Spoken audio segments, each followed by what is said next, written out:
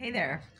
So this is video number 2 to follow up on the one that I just made. It actually cut out while I was in the middle of making it. My phone ran out of battery. So let's talk about what I am talking about because I there's a reason for these videos that I make. I don't indiscriminately post videos for no reason.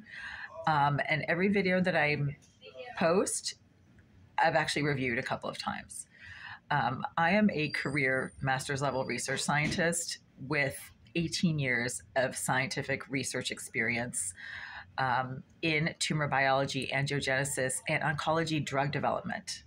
So when I say something based on my personal and direct observations, particularly when they occur over a protracted period of time and I keep observing the same stuff, it's not my imagination. You can't be a scientist with over a dozen published scientific studies, co-authored under your name, as I have, and imagine things.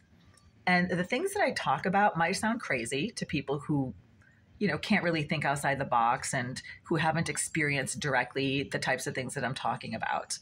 But everything that I discuss and mention and observe in my videos is within the realm of what's physically possible, right? So I'm not talking about Martians landing in a spaceship and kidnapping people to take out their organs. I don't believe in that stuff. Honestly, I don't. I mean, I'm not a UFO person. I'm not big on extraterrestrials and things like that. Maybe that happens, but I'm not really interested in that. What I talk about is stuff that happens in my building where I live, which apparently, is run by a corrupt slumlord, Russian slumlord with connections to some type of criminal groups, according to what some guy named Paul told me last year. And this is just stuff that I observe. So when I talk about remote controlled stun guns, look it up. You can buy them for sale on commercial websites. Okay. So you can get a stun gun that has a remote capacity. Okay.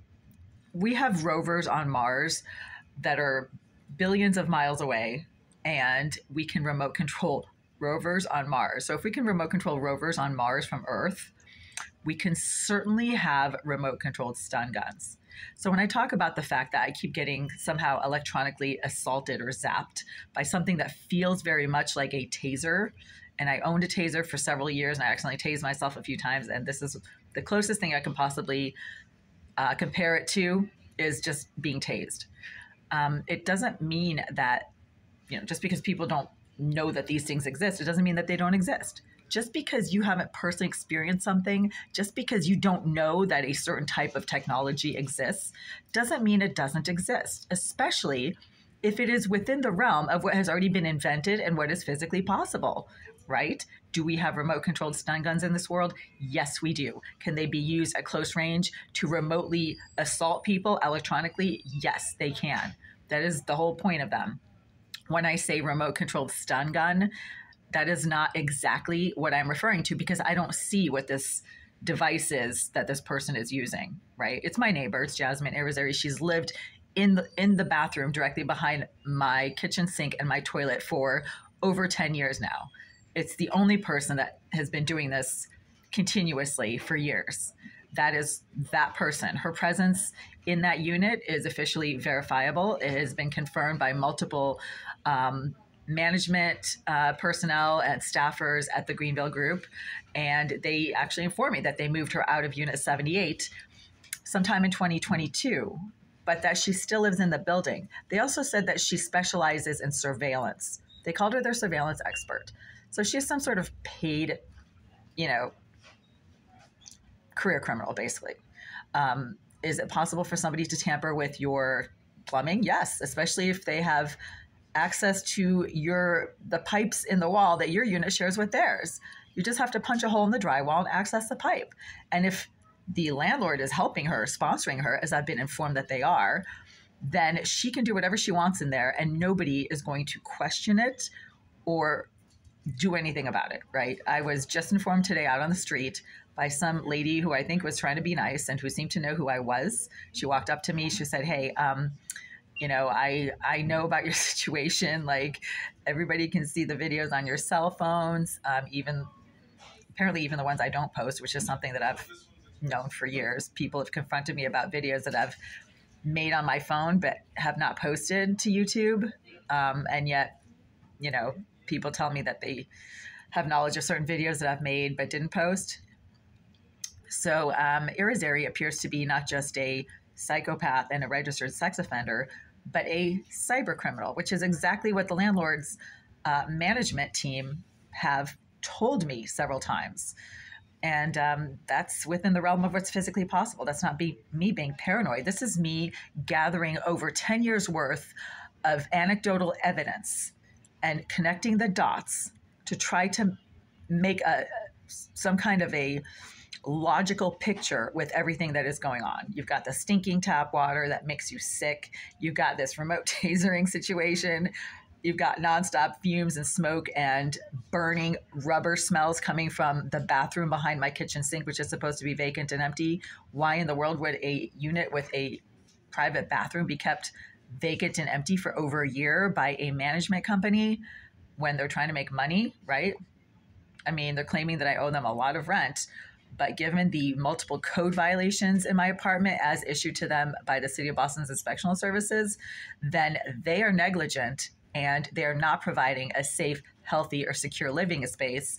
And then, you know, as a tenant, you don't have to pay for something you're not getting. That's a fact. So everything that I say, it's a lot. And I understand how people who aren't critical thinkers and can't, you know, compute things very easily and can't think outside the box might think that this sounds insane. It kind of does if you don't know that, you know, remote controlled stun guns exist, even though we have remote controlled rovers on Mars that's millions and millions of miles away. You know, I can understand that to people with limited thinking skills, this might sound crazy, but it's not. And hopefully there might be a few actual like graduate level scientists watching these videos, and they can probably resonate a bit more with what I'm saying, because scientists, especially graduate level scientists, get paid to think outside the box. You get paid to examine microphenomena. You get paid to literally examine everything under a microscope. And you see things that 99% of everybody else are too dumb to see and to observe and to understand and to analyze, right? To be a scientist is to think outside the box. You have a set of results that is in front of you that does not make sense. You have some cells that look different, but you don't understand why they look different than the other cells around them. Is it a tumor that's forming? Maybe they were affected by a drop of, some type of solvent that accidentally got into the dish that you are growing them in, that kind of thing. As a scientist, you have to look at every single possible option for what you're trying to figure out, even if it doesn't make sense. So the people who watch my videos and think that what I'm saying is nuts are not critical thinkers. They're definitely not scientists. They are not very good at deductive reasoning. They're extremely concrete and literate. So when I say, something like a remote controlled stun gun, they think that I'm actually referring to a stun gun. No, I'm not. I can't see what this person is using to literally electronically assault me through the wall of my unit. All I know is that's what I keep experiencing. And there are devices like a remote controlled stun gun out there that exist that you can purchase for sale on commercial self-defense websites. I did a little bit of research the other day and posted a video about how the more likely type of device that is being used to electronically assault me while I'm in my unit through the wall of my bathroom or my kitchen sink by the same person who's been doing this since 2017 is some type of a microwave emitting EMF device. Okay, EMP, EMF. There's a wide range of radio frequency output that you can channel through a tube. Some of it is microwave frequency, some of it is electromagnetic frequency, some of it is radio frequency. They're all within the same family of EMFs. And the devices that emit these various frequencies of EMFs are called EMPs. You can actually make a homemade microwave emitter using a metal tube. I just found that on the internet, and I actually showed it in a video I made a few days ago. So what I'm talking about is entirely within the realm of what is not just physically possible, but given that the landlord seems to be sponsoring or helping a activist group in that building, then it is also quite likely. The question to ask when you're dealing with career criminals and psychopaths and sex offenders isn't, oh, why would they do something like that? It's why wouldn't they? Why wouldn't sex offenders put surveillance devices in your bathroom if they want to perv and creep all over somebody who seems to be an easy target?